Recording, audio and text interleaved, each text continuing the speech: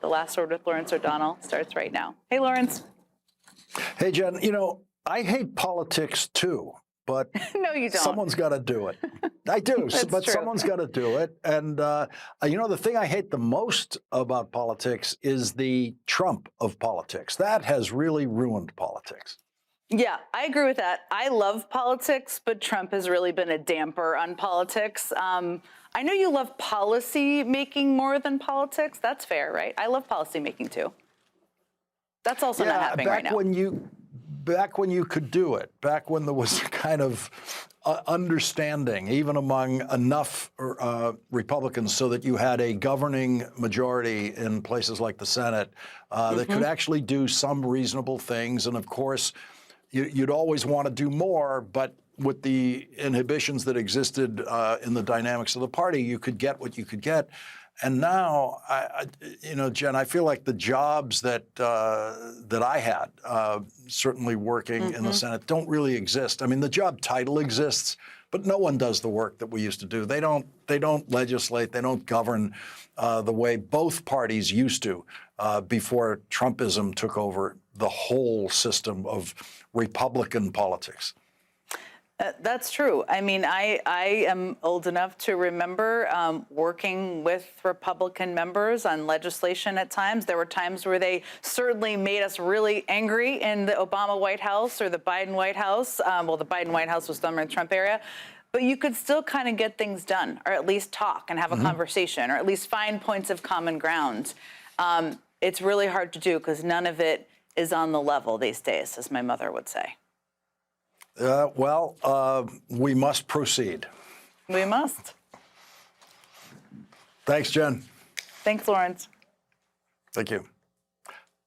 Well, the verdict in the court of public opinion is in, and it is not good for Donald Trump. 59%, quote, disapprove of the way Donald Trump is handling investigations into Jeffrey Epstein. Just 20% approve. Donald Trump is the first and only president in American history who had a long-term friendship with a man who raped children regularly, almost every day, while that man was Donald Trump's closest friend, according to that man. That's what Jeffrey Epstein, the child rapist and sex trafficker, told Michael Wolff in a tape-recorded interview. Quote, I was Donald's closest friend for 10 years. Everything Donald Trump does now is an attempt to get 59% of Americans to look the other way. Donald Trump is trying to get 59% of Americans to stop thinking about his friendship with Jeffrey Epstein and what Donald Trump might be trying to hide in the Epstein files that are in possession of Donald Trump's attorney general, who actually went to the Oval Office with Donald Trump's former criminal defense lawyer, who is now the deputy attorney general, to personally tell Donald Trump exactly how many times his name appears in the Epstein files and what the Epstein files actually say about Donald Trump. The Epstein files are the full Justice Department investigative file on Jeffrey Epstein and his co-conspirator, Ghislaine Maxwell. And during the presidential campaign, Donald Trump told his followers that he would make the Epstein files public. Donald Trump's current FBI director publicly insisted before he became FBI director that the Epstein files must be made public completely, every word of it. Donald Trump's attorney general promised to make the Epstein files public while she was attorney general, saying on TV that she had the Epstein files right there on her desk and was ready to make them public. She said that she had Jeffrey Epstein's client list on her desk and was ready to make that list public. And then she issued an unsigned public statement saying there is no client list and not one word of the Epstein files will ever be made public by Donald Trump's Justice Department. And so it's not surprising tonight that 71% of Americans think Donald Trump knew some or a lot about the sex crimes committed by Jeffrey Epstein against children before before the investigations of Jeffrey Epstein's criminal conduct even began. Only 8% of Americans think Donald Trump knew nothing about the sex crimes Jeffrey Epstein was committing against children. 56% of Republicans think Donald Trump knew some or a lot about the sex crimes committed by Jeffrey Epstein. Think about how important this story is to Donald Trump's presidency. Donald Trump knows how important it is. And he knows how important it is to Donald Trump's political power and his ability to retain political power. Republicans in Congress have never been afraid of Donald Trump. They know he's a clown who knows nothing. They know he's a child prone to uncontrollable temper tantrums. They know he doesn't belong in the White House. They know he doesn't belong anywhere in government. They have never been afraid of Donald Trump, but Republican politicians have been very afraid. Since Donald Trump won the Republican nomination for president in 2016, that is when every Republican politician began living in abject fear of not Donald Trump, but Trump voters. Donald Trump is nothing without Trump voters. Without Trump voters, Donald Trump would have been the first candidate to drop out of the 2016 presidential campaign. Donald Trump's first presidential campaign began so badly that the billionaire owner-operator of the Fox propaganda channel, Rupert Murdoch, publicly urged Donald Trump to drop out of the race and stop embarrassing his family. Rupert Murdoch didn't know, none of us knew, that the clownish candidacy of Donald Trump was going to win over Republican voters. It is Donald Trump's power over Republican voters that gives him power. Donald Trump's power is completely dependent on support from Republican voters, and nothing has separated Donald Trump from his voters more than the man who has risen from the dead to remind us, I was Donald's closest friend for 10 years. Jeffrey Epstein, the sex crimes of Jeffrey Epstein, the children raped by Jeffrey Epstein and Ghislaine Maxwell have separated 56% of Republicans from Donald Trump, who think Donald Trump knew some or a lot about the sex crimes committed by Jeffrey Epstein. Those voters will never see Donald Trump's name on a ballot again, and so they will never be tested in a voting booth looking at Donald Trump's name versus an opposing candidate. But Republicans in the House and the Senate have always been devoted to Donald Trump because they believed that their voters could never be separated from Donald Trump. They believed their voters would always vote for Donald Trump. But tonight, Republicans in Congress, Republicans everywhere, know that 56% of Republicans think that Donald Trump knew some or a lot about the sex crimes committed by Jeffrey Epstein. And the reason that 56% of Republicans think that is because the American news media has refused to turn away from Jeffrey Epstein and Ghislaine Maxwell and their friend Donald Trump. This program has refused to turn away from the crimes Jeffrey Epstein and Ghislaine Maxwell committed against children while they were partying with Donald Trump, while they were friends with Donald Trump, while Jeffrey Epstein was saying, I was Donald's closest friend for 10 years. The Wall Street Journal reported on a birthday book presented to Jeffrey Epstein on his 50th birthday with letters from his friends collected by Ghislaine Maxwell, including a letter bearing Donald Trump's name. And Donald Trump was so terrified of that news report that he threatened Rupert Murdoch, the owner of the Wall Street Journal, that he would sue Rupert Murdoch and sue the Wall Street Journal if they published that report. And Rupert Murdoch looked at the evidence that his reporters had, and he published that story. And Donald Trump then filed his phony lawsuit against Rupert Murdoch, which Donald Trump will never pursue because that lawsuit enables Rupert Murdoch to put Donald Trump under oath in a deposition and force Donald Trump to answer questions under oath about whether he knew some or a lot about the sex crimes committed by Jeffrey Epstein against children. 71% of Americans think Donald Trump knew some or a lot about the sex crimes committed by Jeffrey Epstein against children before the investigations into Jeffrey Epstein even began. We've had 45 presidents of the United States, and only one of them was friends with a rapist of children who claimed to be that president's best friend for 10 years. And so Donald Trump is trying a new distraction game this week, which he will continue to play in cities around the country.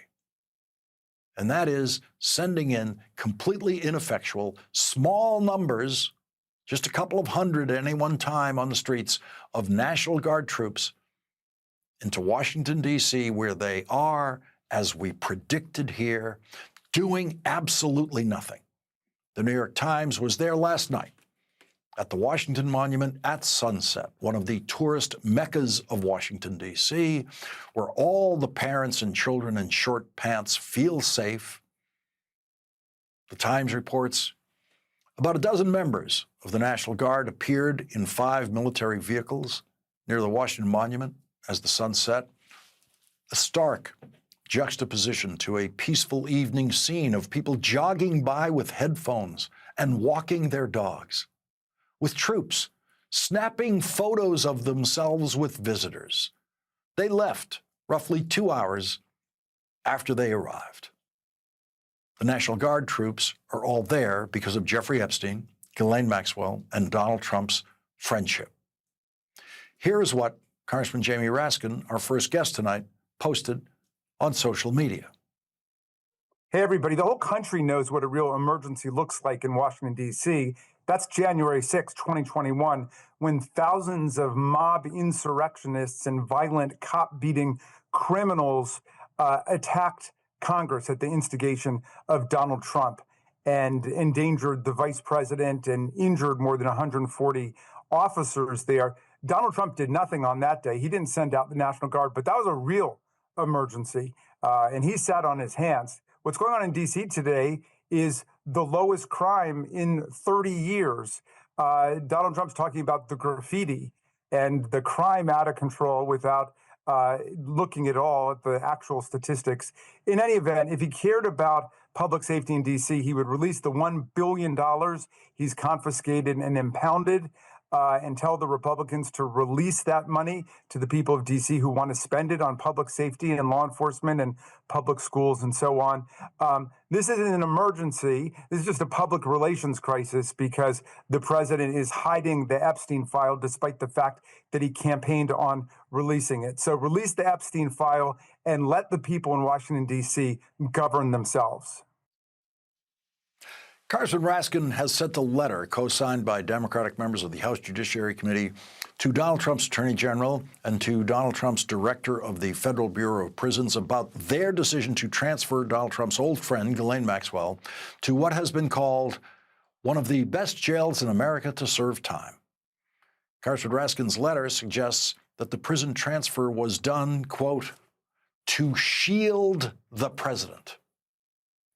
Congressman Raskin's letter says, 2 weeks ago, you inexplicably transferred Ghislaine Maxwell, Jeffrey Epstein's co-conspirator, from a federal correctional institution to a far preferable and relatively luxurious minimum security prison camp in Texas just 3 years into her 20-year sentence for sexually exploiting and abusing minor girls as young as 14.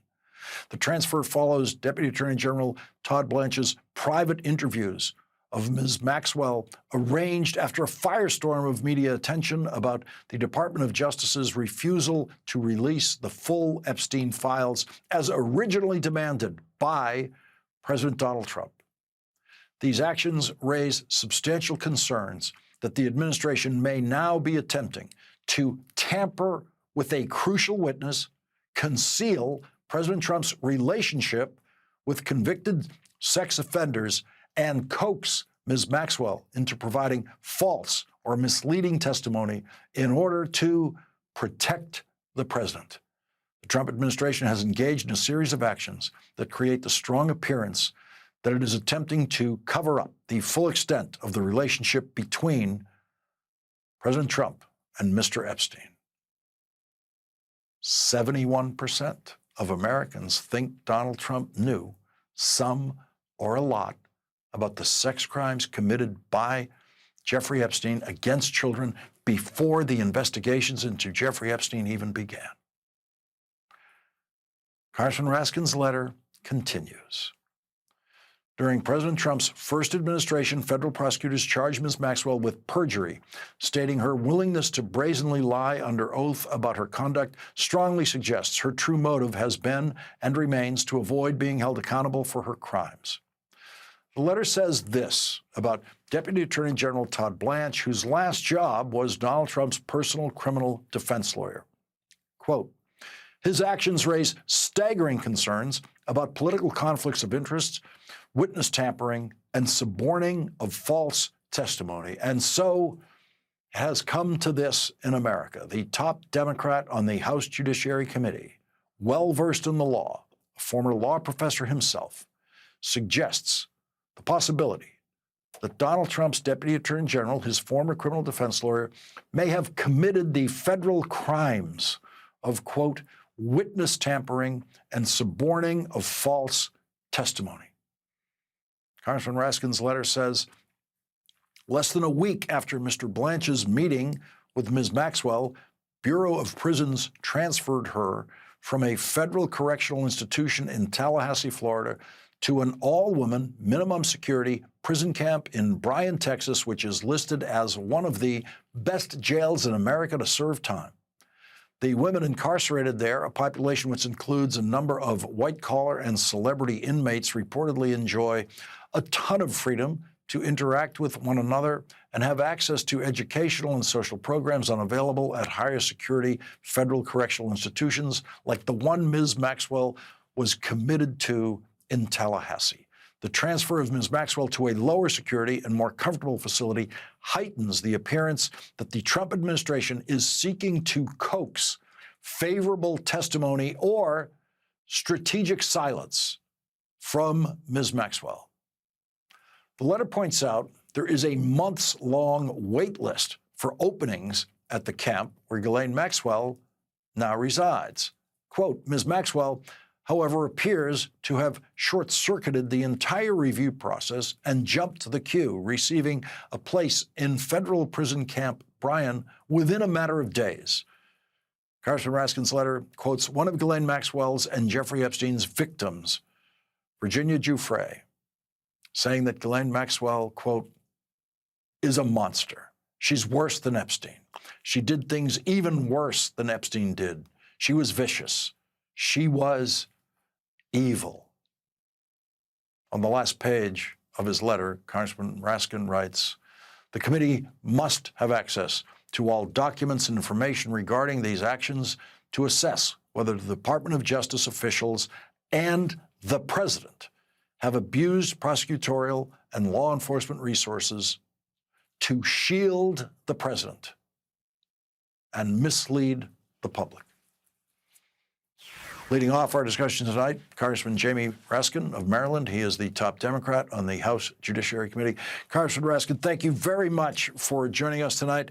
The specificity of what you're requesting in this letter is quite striking, especially to us who don't, those of us who don't really know the processes involved in a transfer by the Bureau of Prisons.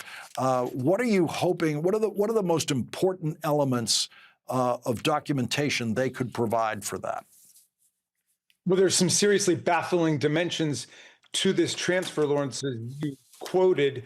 It is very difficult to get into that minimum security prison camp, as they call it. It's one of the most desirable facilities you can serve time in. It is generally categorically off limits to sex offenders because there's access to the community. So that's one huge red flag there. But even had she been eligible to get into this facility, it is a multi-leveled review process for someone to petition for a transfer from one facility to another. And you have to demonstrate some special need, some change in circumstances, some factual or legal justification for doing it. And even if you make it all the way through this multi-layered process, you usually have to wait months in order to do it. And yet she was switched over in a matter of days. It was practically instantaneous. And of course, that then speaks to the irregularity of the process leading up to it. Remember that this was preceded by the sacking of Maureen Comey, who was one of the senior prosecutors leading that prosecution, and they simply fired her. And then that's when Todd Blanche decided to take matters into his own hands. 10 months before, he had been Donald Trump's personal criminal defense lawyer, now at the DOJ. And they get rid of all of the line prosecutors for these purposes. They don't bring any of the actual lawyers on the case with him. He goes there and then spends many hours with Ms. Maxwell and pronounces himself satisfied with her answers.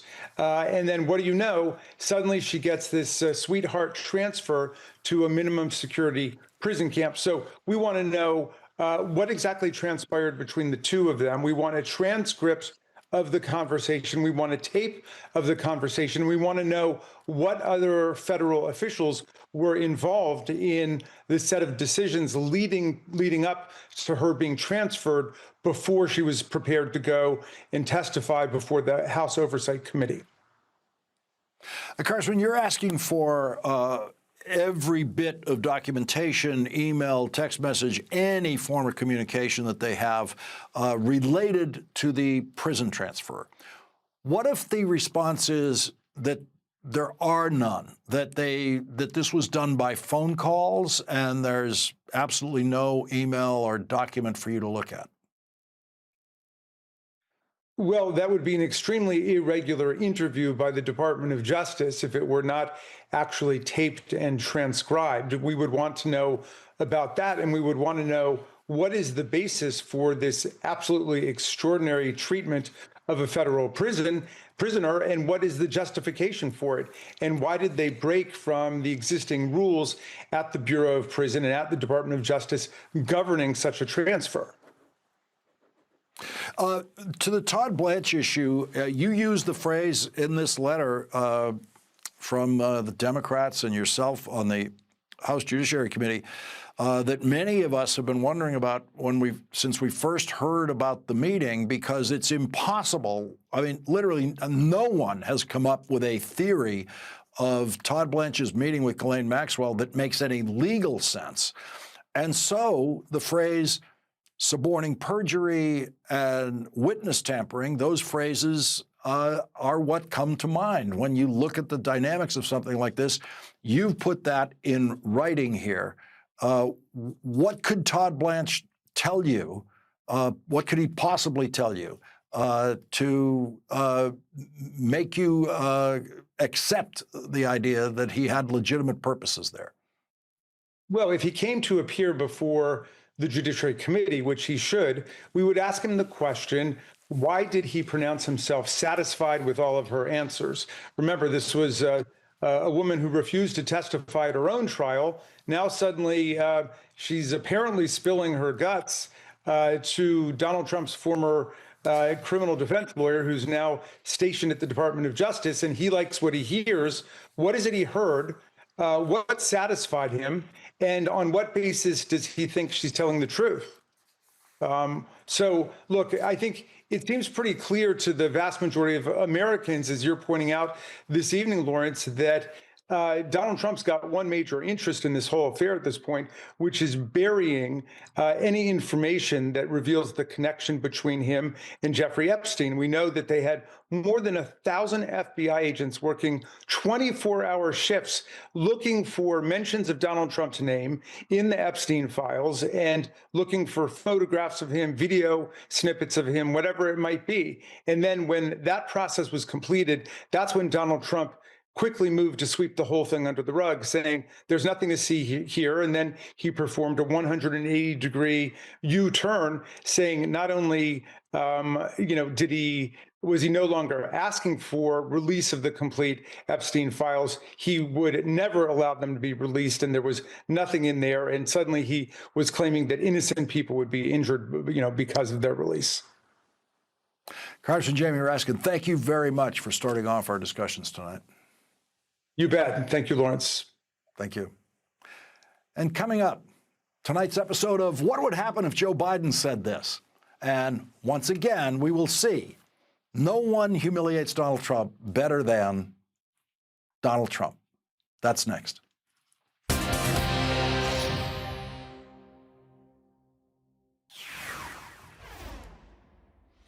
Time for tonight's episode of What Would Happen If Joe Biden Said This? I'm going to see Putin. I'm going to Russia on Friday. He's going to Anchorage, Alaska on Friday. The geography-challenged 79-year-old, former resident of New York City, where the streets are numbered so he could never get lost and think he was in New Jersey, also said this. We're going to Russia. That's going to be a big deal. What happens, happens. I'll let you know what happens. You'll be the first to know. Donald Trump has dramatically cut research funding for Alzheimer's and dementia just at the moment when he personally needs that research speeded up.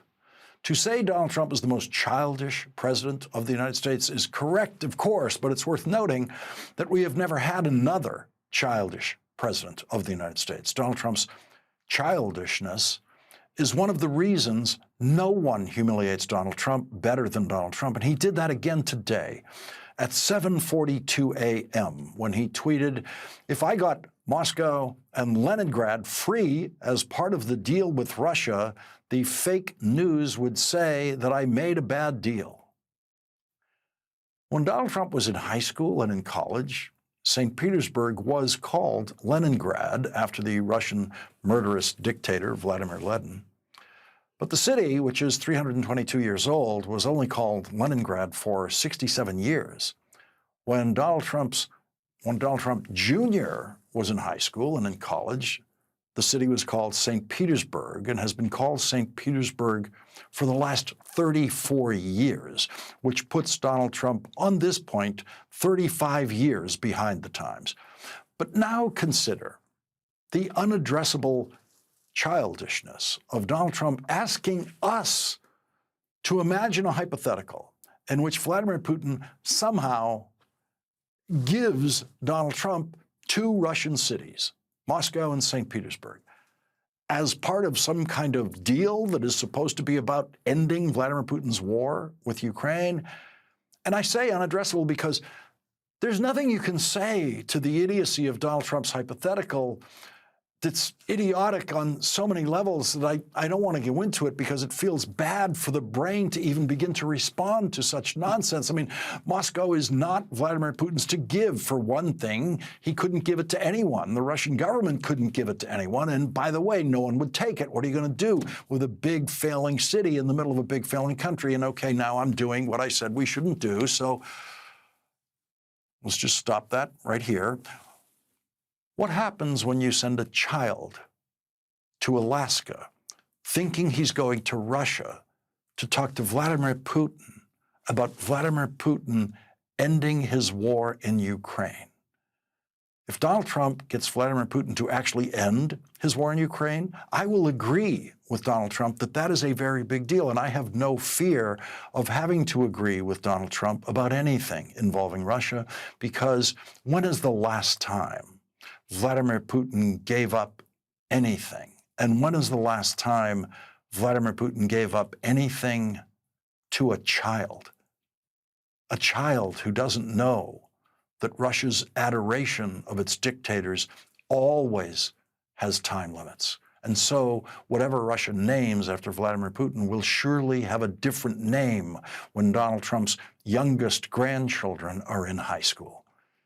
Today, Ukrainian President Volodymyr Zelensky and European leaders met virtually with Donald Trump to discuss his Friday meeting with Vladimir Putin. The New York Times reports Mr. Zelensky said that he had warned Mr. Trump that Mr. Putin was bluffing about his intentions in Anchorage. I told my colleagues, the American president, our colleague, Putin does not want peace, Mr. Zelensky said. He wants to occupy us completely. Joining us now is Ambassador Wendy Sherman, former U.S. Deputy Secretary of State.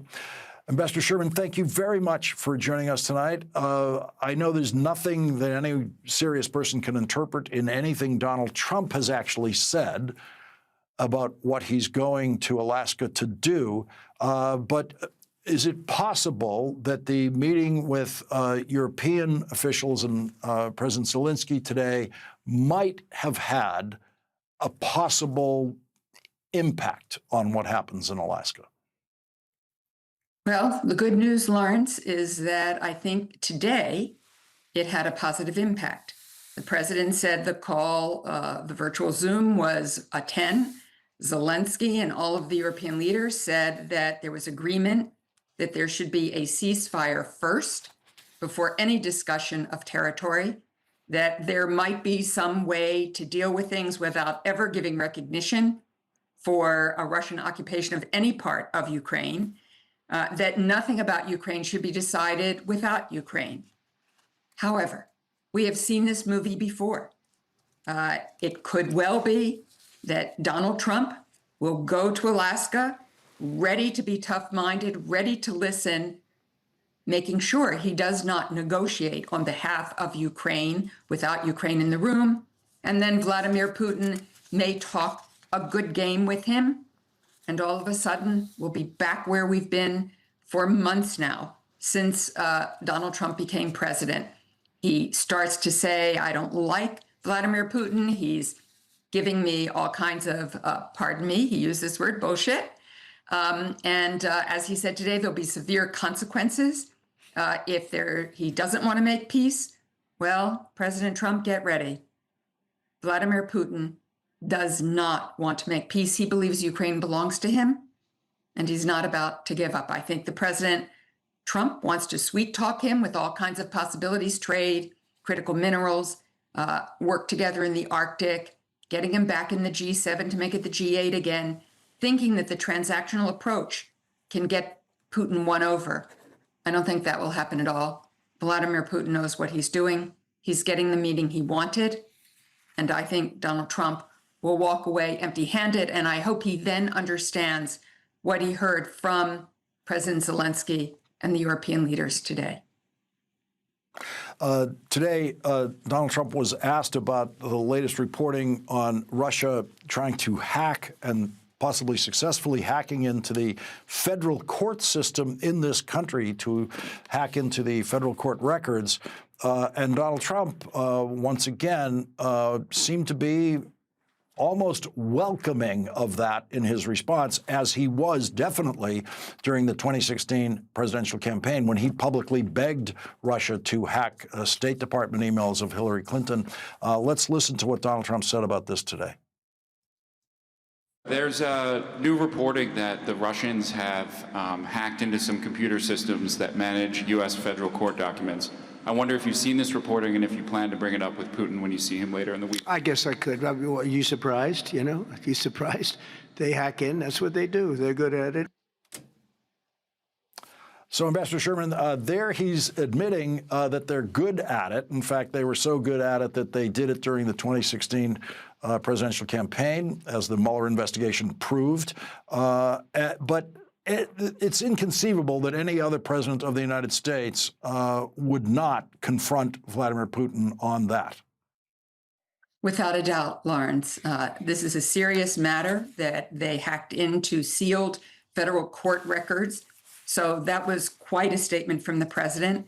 Likewise, when the president was asked whether he could get Vladimir Putin to stop killing civilians, he basically said, no, I've raised it with him. He says all these nice things, and then I go back home and he kills more civilians. That's a chilling statement. I hope the president listens to his own words and understands who Vladimir Putin is, what's going down here. And the president has to bring his clearest, toughest adult self to this meeting. Ambassador Wendy Sherman, thank you very much for joining us tonight. Thank you, Lawrence.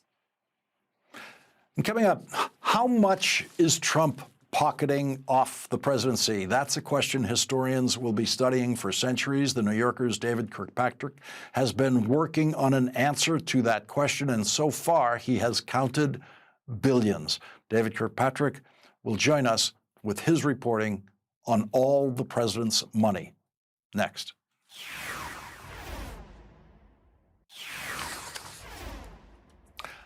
A question that historians will be working on for literally hundreds of years, I mean, they're still working on George Washington, is how much is Donald Trump pocketing off the presidency? That is the title of David Kirkpatrick's new article in The New Yorker trying to answer that question. Donald Trump's newest gold mine appears to be cryptocurrency. The New Yorker reports Eric Trump often says his family first fell in love with crypto in the years after the Capitol riot. Big banks dropped the Trumps, including Deutsche Bank, their most important lender, and Capital One, where the Trump Organization had hundreds of accounts. And today, the Wall Street Journal is reporting that Donald Trump's crypto business has a partnership with another convicted felon. Chinese-born billionaire Changpeng Zhao was convicted last year of money laundering and sentenced to 4 months in federal prison. The Wall Street Journal reports he, quote, is seeking a pardon from President Trump, according to people familiar with the matter, and recently hired Chess McDowell, a lobbyist and friend of Donald Trump Jr., to push for the pardon.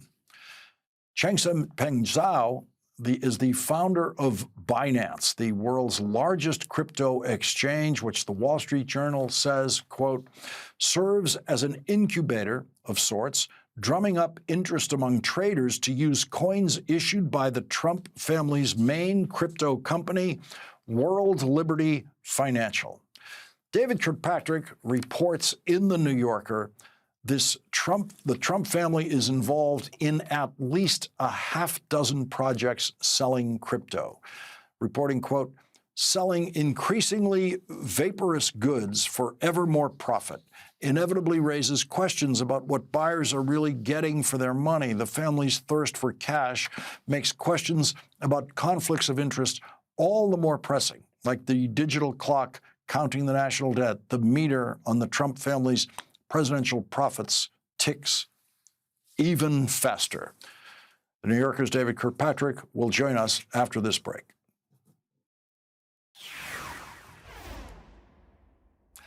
Donald Trump is the only president in history who uses the White House to actively sell merchandise for his own personal profit. A Gulf of America baseball hat is $50 in Donald Trump's pocket. Trump flip-flops are $40, which is a markup over the New York street price of about $2. David Kirkpatrick of The New Yorker is joining us. His article is titled, How Much is Donald Trump Pocketing Off the Presidency? David, this is a tough assignment you have taken here to try to do this work. And as I've said, historians will be following you on this for literally a couple of hundred years to come. Do you think there will ever be a full accounting? Well, little by little, more and more will be known. You know, what I try to do is go through the various enterprises and streams of income that Trump has reported or that been reported about Trump, and ask first, which of these depends on the presidency? Which of these is a way of making money off the presidency? And then what's the best I can do to figure out at least how much it's worth, right? Not the maximum it could be worth, but at least the basic, what it's going to be. And that gets me up to $3.4 billion, which is a lot of money.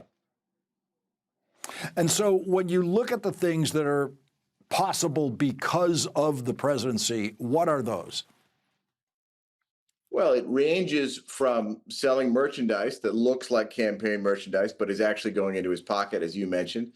There's some real estate deals. Now, he's done some details while president, or his company's done some deals while president that I'm going to say are fair. You know, it's a continuation of the family's business before he was elected, like in India. Others, there's just no way to imagine them happening without his presence in the White House. And I would count all 5 of the mega deals that he's done around the Persian Gulf with a Saudi company. A lot of the crypto ventures that he's launched definitely are unimaginable without the fact that he's president. So there's a variety of them, but real estate, deals with the Persian Gulf, getting a jet from the Qataris, and crypto are some of the big ones. And it seems the Persian Gulf is an inspiration for him. You write, Trump's profiteering resembles that of an Arab monarch. He treats his public office as personal property, as an asset that is his to exploit as if he owned it. And David, he does that without embarrassment. Yeah, that was the opinion of someone I quoted, but you can see what we're talking about there. He treats the presidency like it is his personal property in that he's using it as the basis to make money. That's true. And you've got there's a list we've kind of created off of your reporting that we can put up on the screen with the Trump media crypto, 1.3 billion, token investments, 412 million. This thing, $Trump, which I don't even know what it is that also a cryptocurrency? 385 million? Yeah. Yeah, these are Persian headlines. Gulf, 320 million. These are subheads from the article. That's right. The $Trump is his meme coin. Token investments refers to a part of this company, World Liberty Financial. I have to tell you, the thing that most stood out to me in this reporting is just the speed, just the zeal of these money-making efforts. They launched some new ones just in the last few days before we're going to press. This new effort to sell a mobile phone service for $45.47 a month around the president's name. Most recently, just this Monday, they launched a new one, which is another kind of a crypto scheme that I didn't even include. If you look back when I started this project in March, their net worth the amount of money that they made off the president would have been more than $1 billion lower, because it's just in the last 2 months now that they've come up with this scheme where they're trading the inflated stock in Trump media for Bitcoin. David Kirkpatrick, thank you for your invaluable reporting. Thank you for joining us tonight. Good to be here.